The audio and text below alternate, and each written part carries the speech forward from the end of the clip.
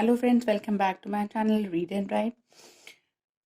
Friends, आज मैं आपके सामने हिंदी की पोएम लेकर के आई हूँ। युगांतर गांधी, क्लास 6 की है, मातृभाषा भारती की। और युगांतर गांधी युगावतार गांधी के नाम से भी प्रचलित है। और प्रस्तुत कविता के रचयिता श्री सोहनलाल द्विवेदी हैं। इस कविता में महात्मा गांधी की नेतृत्व क्षमता का बड़ा ही सुंदर वर्णन किया गया है। देश को स्वतंत्र कराने में गांधी जी का योगदान अमूल्य है। यही कारण है कि आज भी इस देश का ही नहीं बल्कि प्रत्येक देश का नागरिक श्रद्धा से भरकर उनकी यादों के सामने नतमस्तक हो जाता है। तो आइए देखते हैं कविता क्या है। चल पड़े जिधर दो डगमग में, चल पड़े कोटि पग उसी ओर। पड़ गई जिधर भी एक दृष्टि, गड़ गए कोटि दृग उसी ओर। यहाँ पे सोहनलाल त्रिवेदी जी गांधी जी के बारे में बहुत ही सुंदर वर्णन कर रहे हैं कि उन्होंने किस प्रकार हमारे भारत देश को आज़ाद कराया और अपना पूरा योगदान किस प्रकार उन्होंने दिया था।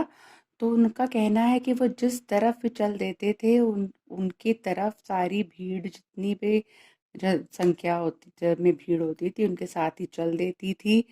पड़ गए जिधर भी एक दृष्टि, गड़ गए कोटि दृग उसी ओर। जिन उनकी दृष्टि जिधर भी पड़ जाती थी, सभी की दृष्टि, दृग होता है दृष्टि होना, देखना, सभी की दृष्टि उसी ओर हो जाती थी।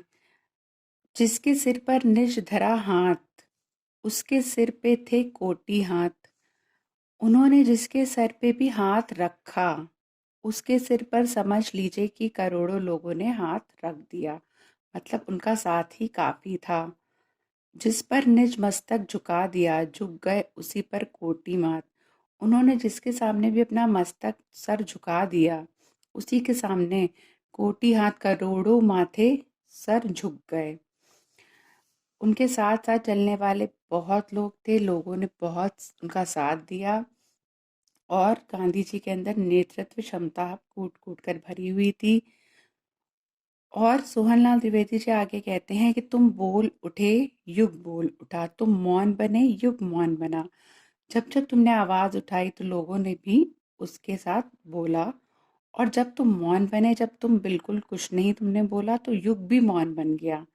कुछ कर्म तुम्हारे संचित कर, युग कर्म जगा, युग धर्म जगा। जो तुमने कुछ अच्छे कर्म संचित करे, तुमने अच्छे कर्म करे, तो लोगों ने साथ साथ अच्छे कर्म करना शुरू कर दिया।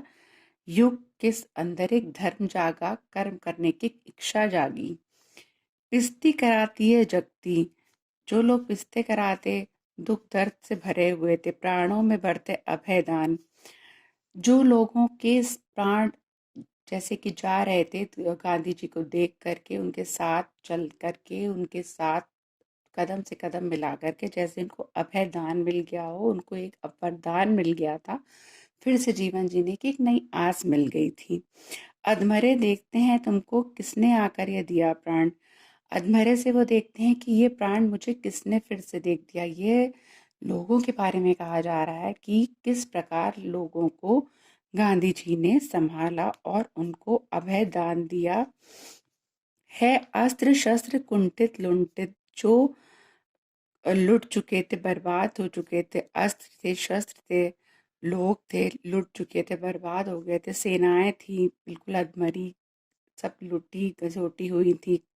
सेनाएं करती गृह प्रयाण, जो कि हार चुकी थी और अपने घर को वापस प्रस्थान कर रही थी। रणभेरी तेरी बजती है, उड़ता है तेरा ध्वज निशान। गांधी जी के निडर और किसी से न डरने वाले पुरुष के बारे में यहाँ पर बताया गया है। तो रणभेरी तेरी बजती है, उड़ता है तेरा ध्वज निशान। हे युग दृष्टा, हे युग सृष्टा, हे युग को देखने वाले, हे युग की रचना करने वाले, पढ़ते कैसा यह मोक्ष मंत्र, तुम कैसे ये मोक्ष मंत्र पढ़ देते हो। लोगों के अंदर फिर से एक जान आ जाती है। इस राजतंत्र के खंडहर में, जो टूटा फूटा एक खंडहर है राजतंत्र का, राजनीति का, उगता अभिनव भारत स्वतंत्र, जिसमें एक नया सूरज, नया प्रकाश तुम स्वतंत्रता का ला रहे हो। जिस तुमने उगता अभिनव भारत स्वतंत्र, तुमने एक नया सूरज स्वतंत्र भारत को कराने के लिए उगा दिया है। तो यहाँ पे बहुत ही सुंदर वर्णन गांधी जी के निडर और किसी से ना डरने वाले पुरुष के स्वभाव के बारे में उनका वर्णन किया गया है। सोहनलाल द्विवेदी जी की ये कविता है।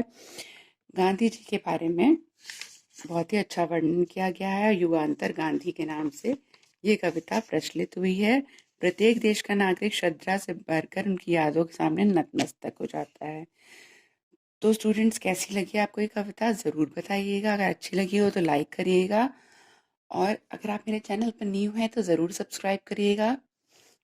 मिलते हैं नेक्स्ट चैप्टर के साथ नेक्स्ट वीडियो में। Till then, bye bye, thanks for watching.